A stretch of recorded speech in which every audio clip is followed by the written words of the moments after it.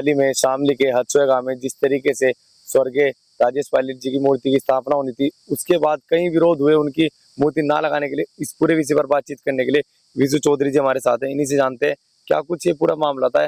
जी विशु भाई, आप वहाँ मौके पर मौजूद थे, क्या कुछ पूरा मामला था? पहले तो अक्षय भाई आपका बहुत बहुत धन्यवाद, आप गाँव मदनू में आए। और जो राजेश पायलट जी की मूर्ति है प्रकरण तो वैसे सबने पता ही है कि जब गुजरों के लारे सारी जंगाई छेड़छाड़ नहीं हो रही, गुज्जर कुछ कर ही नहीं सकते। मतलब अगर गुज्जर कुछ काम करने के लिए निकले तो उसका पहला विरोध हो जाए जब काम हो, और प्रशासन भी कभी गुजरों का साथ नहीं देता, यूं हमेशा लड़का खड़ा हो जाके कहाँ कहाँ लड़े हम।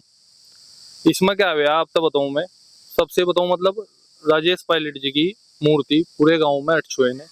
चंदा इकट्ठा करके रिश्तेदारों ने भी, और इसमें कुछ पंडित समाज के भी आधे आधे मान लो, आधे आदमियों ने जो अच्छे थे जिन्होंने लगा भाई यहाँ समाज कुछ काम कर रहा है इसके लारा लग लो, तो उन्होंने भी चंदा इकट्ठा करके हमने मूर्ति मंगा ली थी। तो मूर्ति आ गई थी 11 तारीख में, मूर्ति लगनी थी, स्थापना होनी थी मूर्ति की। तो 9 तारीख में पुलिस आती है लगभग 2:30-3 बजे के करीब, आके तुरंत ही घर में घुस जाती है, आने के मतलब आ जाती है घर में घुस के, और वो मूर्ति उठा के ले जाती है। उसके बाद हमने पता करा भाई मूर्ति क्यों ले जाई गई, कोई हमें किसी ने भी जवाब नहीं दिया। इस प्रकरण में हमें बताया नहीं किसी ने क्या हुआ क्या नहीं। फिर देखो हमारे पे तो एक ही नेता है, एक ही हमारा मुख्यमंत्री है, चौधरी वीरेंद्र सिंह। हम वीरेंद्र सिंह जी के पास गए, उन्होंने वार्ता करी, उसके बाद वो मूर्ति हमारी वापस दी गई उनके कहने से। और कोई नेता या मान लो देखो हर समाज का नेता है, बढ़ चढ़ का हिस्सा ले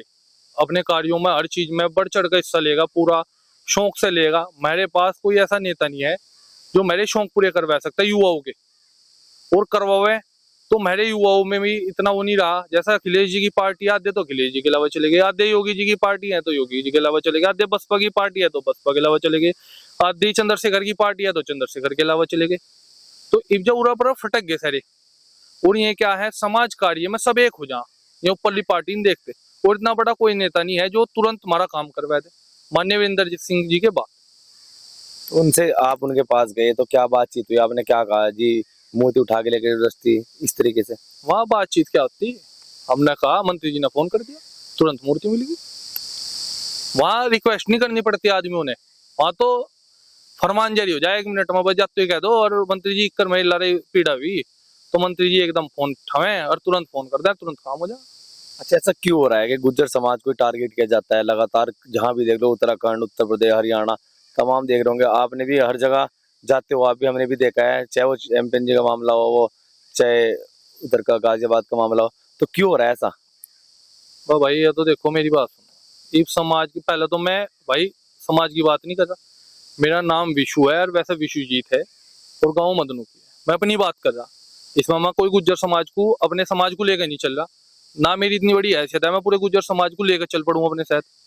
ये भी मेरे से बड़े बड़े बहुत महान आदमी हैं जो गुजरों के काम करके गए और गुजर समाज को लेकर भी चल रहे। अब गुजरों में जैसा कहीं तो यूनियन बन गई,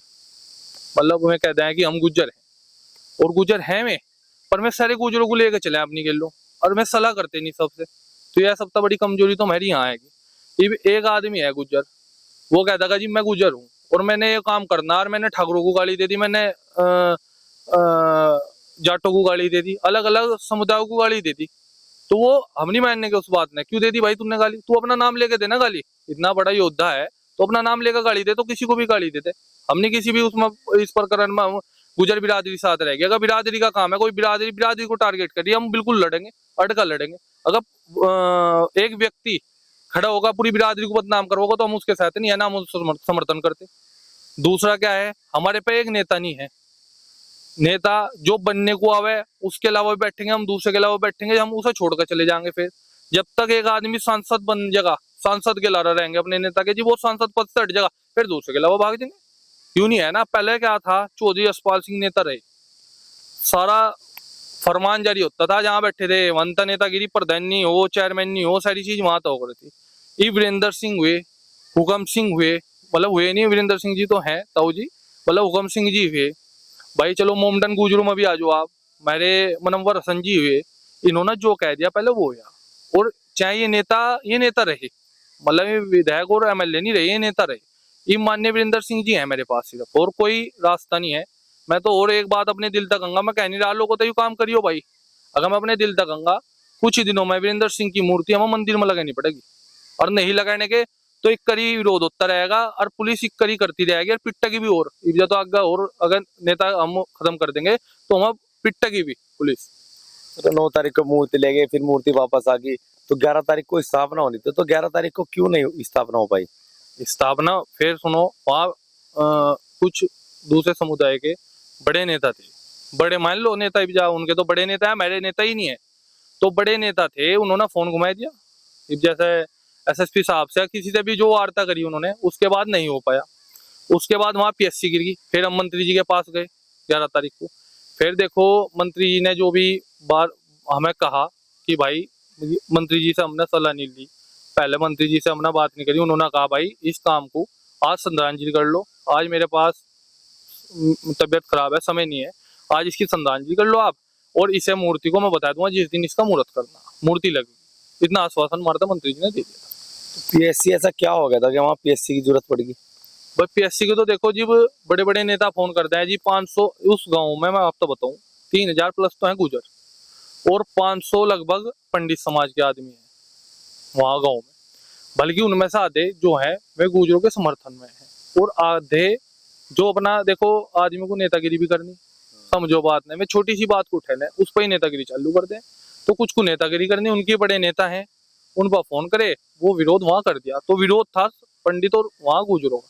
वो बना दिया है नहीं विरोध कुछ भी, वो बना दिया गया। अब उस पर दो समुदायों में लड़ाई ना हो, कोई झगड़ा ना हो, शांति के नाम की पैसे डाल दी, मतलब हर जगह जातीय रंग दे दिया जाता है इस तरीके से। ये तो जातियों का ही रंग है, ये भाई भाई का नहीं रहा भाई, मतलब ये जब कुछ दिनों में तो जाती है, पहले मुसलमान हिंदू हुई, ये कराना चले जाओ, मेरे वहां साथी है, मेरे भाई है, वे मुझे जीत के अलावा नहीं बोलते, मेरे इतने प्यार कराए, मैं उन्हें कैसे छोड़ दूं? ये पहले तो मुसलमान हिंदू नहीं, या मंत्री जी के अलावा बीजेपी में एमएलसी है बाल मंत्री जी, बताओ 90% मुसलमान पड़ा उनके पास, बताओ, और दूसरे समाजवादी में है उनके पास नहीं जा रहे, बताओ। हम तो भाई क्या है, छोटी छोटी चीजों को जातियों में वो करने लगे। कुछ मैं बताऊं टटपुंजे नेता हैं, छोटे छोटे जो छोटे छोटे हैं, नेता भी नहीं है, मैं उन पे फोन करके मोटरसाइकिल नहीं छूटती, मैं क्या करें, और भाई उतना उसका कह दिया इक्कर कर लो, उतना उसका कह दिया इक्कर कर लो, मैं ना जातियों में बंटे हैं, हमारा आज लो ठाकुर समाज में मेरे जितने एडे हैं, कितना भी विरोध हो गया वो मेरे एड होता, आज तो बात नहीं, एक जाति की लड़ाई अलग है, हम भी लड़े आप भी लड़ो, उस बात तो है वो अलग, अगर भाईचारा जो है वो हमारा कायम रहेगा, लड़ाई अपनी जगह है, भाईचारा अपनी जगह है। अच्छा, आपने कहा कि हमारे समाज के जो है एक ही नेता बचे हैं बस, चौधरी वीरेंद्र सिंह, तो तमाम नेता तो हैं, जिले में भी आपके नेता हैं, विधायक हैं और एमपी भी रहे, तो क्या किसी में आपको दिखता है कि कोई नेता बन सकते हैं बढ़िया? अक्षय भाई देखो, मैं तो अपनी सोच बता रहा, मैं सबकी सोच नहीं बता सकता, मैं तो अपनी सोच बता रहा, मुझे तो एक नेता लगता है वीरेंद्र सिंह, चौधरी वीरेंद्र सिंह,